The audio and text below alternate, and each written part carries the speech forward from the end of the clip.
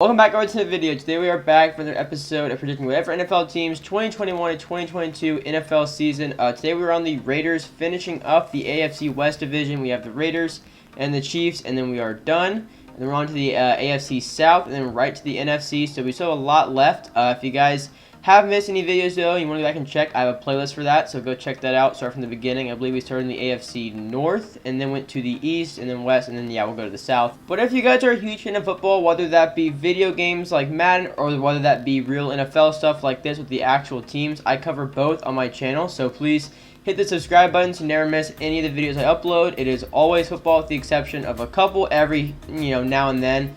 But really, it is mainly football. I can say for about 99% of that will be and will continue to be. But today we're on to the Raiders, so we're just going to get right into it. And guys, if you haven't seen one of these before, basically I do a quick recap over 2020. And then I do, through all the players and everything, they go back to the top and then go through for this next coming season. And I kind of predict what I think is going to happen for certain players and the season as a whole. And then I give an overall record. I'm not doing playoffs or Super Bowl or anything really. I might mention it. I'm not going to say like specifically because that's going to be a different video in its own. That will be probably once we're done with all these teams, honestly. And I have some other videos lined up as well. But for the Raiders, we're starting off with passing, obviously. That's Derek Carr. So he played 16 to 16 games and had 4,103 passing yards on 27 touchdowns and 9 interceptions. He actually did better than I thought he did. But I think the issue we're going to run into in a little bit, which it'll be in a little bit, so I'm not going to talk too much about that right now. But Derek Carr honestly might just not be a great fit for this team. Even though he's playing well, I don't think he's actually utilizing all of his targets around him. But, that is going to be coming up in a few minutes. Right now, though, talking about this past year, I think he did do pretty well. Obviously, they finished 8-8. I believe they beat the Chiefs in one of the games. That was a pretty big upset, so good for them there. They did not make the playoffs, obviously, and then this coming year it's going to be increased to 17 games, so they can't even go 8-8 this coming year. But you know what? 8-8 in 2020 for the Raiders, that's not too bad. And then coming out of rushing and receiving, this one you guys might kind of see what I'm talking about here. So Josh Jacobs had 1,303 yards from scrimmage, and 1,065 that was rushing, and 238 of that was receiving. He had no receiving touchdowns, but he did have 12 rushing touchdowns. So great year from him, honestly. Henry Ruggs in his rookie year had 501 yards from scrimmage, and I believe all of that was receiving, except for like 49 of the yards. He had 2 receiving touchdowns, so again, not bad for his rookie year. Honestly, I think he had a good year. He was a pretty interesting pick at the time, because I think he was the first receiver drafted out of a lot of other ones that had a lot of hype around them.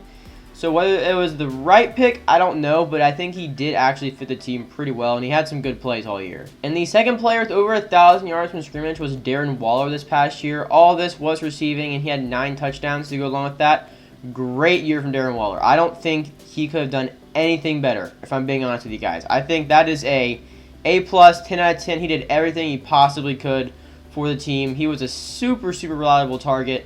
9 times getting in the end zone, that is huge. That is huge for your tight end. Guys, he was 4 yards away from 1,200, honestly, so really a great year from Darren Waller. I don't think there was really much he could have done. Nelson Aguilar also had a good year, 896 receiving yards with, I think, 8 touchdowns. So a great year, but he's on the Patriots now anyway, so it doesn't really matter too much this upcoming year. Hunter Renfro has 656 receiving yards and 2 touchdowns. So again, another solid year from him. What did I just do? As far as the defensive line goes, their leader with QB hits was, I think, Max Crosby, and he's also their sack leader with 7, so good year from him. Clelin Ferrell, I think is how you say his name, had 10 QB hits, and he also had 2 sacks to go along with that. And they also had Arden Key, who had 11 QB hits, but no sacks. Either way, though, some good pressure on the quarterback.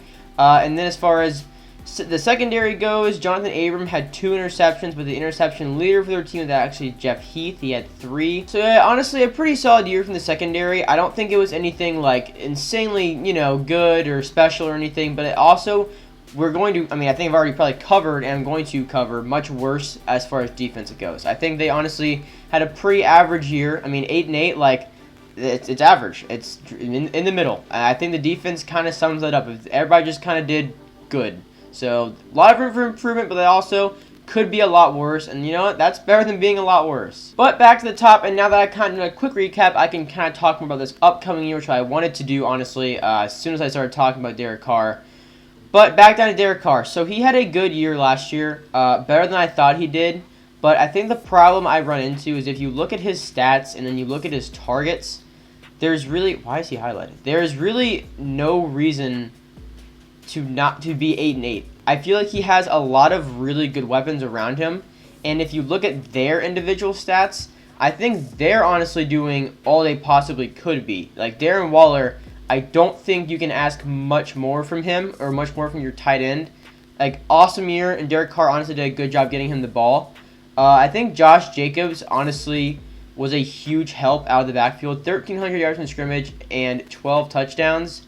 I mean, that is, again, a great year from your running back. Henry Ruggs had a very promising rookie year. Hunter Renfro, pretty underrated, only had 2 touchdowns at 656 yards from scrimmage. Again, underrated. Nelson Aguilar had a good year, but, he's gone now. So just sticking with Darren Waller, Hunter Renfro, and Henry Ruggs, they had a good year. Like, they had a very good year as far as the rest of the offense goes. And Derek Carr had a good year himself, but I think the problem is the chemistry with everyone because he has to be able to get them the ball. Yes, Josh Jacobs is able to do, it's really quite impressive what he's able to do. Like 1,000 yards, helped out receiving as well. Like, he had a great year. And I think the problem is that Derek Carr does not have good chemistry with the rest of his guys. Because if I'm looking at this, I think, yeah, you know what? Henry Ruggs keeps improving. He's going to have a 1,000-yard-plus year this coming year. Darren Waller easily could be over 1,000 yards again. Josh Jacobs, I would easily expect to get over 1,000 yards again. But Derek Carr, like, you know what? I think he needs to probably get more in, like, the 30s of those touchdowns. Because the people he has around him have proven what they're able to do. But I think he's kind of holding them back. And not that he's bad. He's not great, but he's not able to, I think, really, like I said, have good chemistry. He's not able to read, like, where they'll be open on the routes and stuff like that. And that just kind of happens with time. And obviously, drafting a young receiver like with Henry Ruggs, they don't have great chemistry yet. Obviously, him and Darren Waller have great chemistry. But I do think Derek Carr can definitely improve how he uses the weapons around him because I really think he's just kind of like, okay, there's Waller. I'll just throw him the ball. And, he's not letting plays develop. He obviously had a really bad leg injury, I think maybe 2 or 3 years ago. Maybe that adds to it of like he really doesn't want to be hit, so just kind of gets it out of his hands and doesn't let the play develop more. I don't know really what it is specifically, but to me it just feels like if they were to have I don't want to say better, but just a different quarterback, maybe that fits better in this system, the Raiders could be a playoff team. I think they could easily be a playoff team. I don't think it's Derek Carr's fault. I just think he's not in a good system for this. And you know what? Maybe that's Gruden coming in and changing things up. Maybe that's what it is because, in past years, he's been pretty good. But maybe just changes something because just to me, I feel like he is not having as good of a year as he should with the people around him. He's still having a good year, but he has some very, very talented football players around him. And I don't think he's really utilizing all of them to their max potential, if that makes sense. So I think that it's just really weird looking at all this on paper because you look at Derek Carr's stats alone, like, yeah, that's a good year. And then you look at Josh Jacobs, well, like, that's a good year. And then you look at, Darren Waller, that's a good year. And then 8-8, like, it doesn't really add up, Like, they're able to knock off the Chiefs. The defense, like I said before, is just pretty average. Didn't have anything insane, but they were just a very solid defense. So I really think that if Derek Carr, if he's passing for 8 more touchdowns, maybe 400 more yards, 500 more yards, something like that. Like, this team could be very good. And honestly, if maybe the chemistry is improved, he doesn't even need to have even any more touchdowns or any more yards in this. If he's just able to see them better and kind of use them better than what he's doing, I think they'll also be much better. I know Raiders fans are probably going to hate me for saying all that, but I do think that if he is able to adapt and adjust to the offense and kind of get better chemistry and know his players better and get them the ball, at a more reasonable pace, I do think that they can be much better because I just don't think he's really using the people he has around him how he should be because I think individually they're all crazy good athletes. Like, they all have really, really great careers either going on or in their future. Yeah, so hopefully that made sense. I'll probably cut some of that out because I know I did talk for a little while there, but I'm just trying to make sure that my overall point is just that Derek Carr has to change the way he's playing football. Bottom line, if you got confused, that's just what I'm saying. I'm not saying he's playing bad, but I don't think he's playing the right way for this system and for this team and for the players around him. So, you know what? We'll see what happens. I always predict stats. So, for Derek Carr, let's say 35 touchdowns. Let's say 8 more, so we'll say 35 touchdowns, few more interceptions, and we'll say probably 4,400 passing yards. I believe if he really can adapt to what he needs to do, he can put up those numbers. I think he can. But I also think maybe he just needs some more confidence, you know? That might be all it is. So that's what I'm thinking for Derek Carr this coming year. Josh Jacobs, I'm going to say 1,500 yards from scrimmage. And I'm going to say actually 1,200 yards rushing and then 300 or so yards receiving, something like that. Not sure how many more touchdowns, honestly. Maybe about the same. It just depends because the dude is an absolute beast. I just see him getting a lot more yards. Henry Ruggs, I'm going to say over 1,000 yards with some touchdowns in there. And I also think Darren Waller over 1,000 yards. Well over 1,000 yards with the touchdowns in there. I'm actually going to say Darren Waller like 1,300 because I think he's just a tank. Like, he's literally a tank. And then defensively, I'm actually going to pick a big year for Farrell as long as I'm pretty sure he's still on the team. Like, I hope I didn't overlook that. But I do see him getting, I'm going to say 5 sacks and obviously more QB hits in there because he did have 2. And I think he's pretty underrated. Crosby, again, had a great year as well. So we'll say probably about 10 sacks.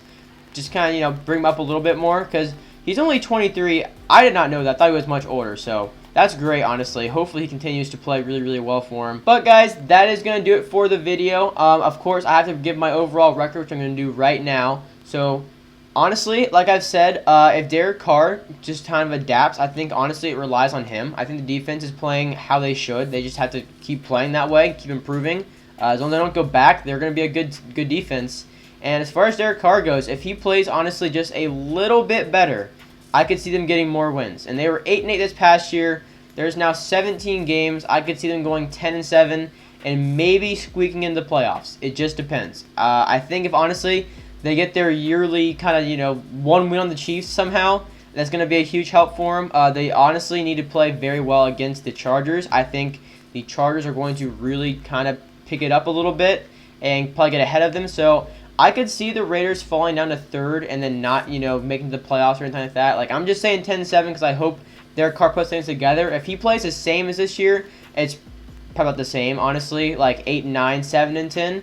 So I think, honestly, a lot of it relies on how he's going to play and use the guys around him. But that is going to do it for the video, guys. Be sure to comment down below because I'm sure you guys don't all agree with me, and that's fine. So let me know what you think the Raiders are going to do. Maybe if you think the problem's not Derek Carr, not that I'm saying it is, I just think a lot more responsibility kind of falls on him. But if you have a different opinion, let me know. I would love to hear it. Be sure to hit the subscribe button so you never miss any of my football videos, whether that be Madden or NFL. Thank you guys for watching. I'll see you in the next one. Peace out.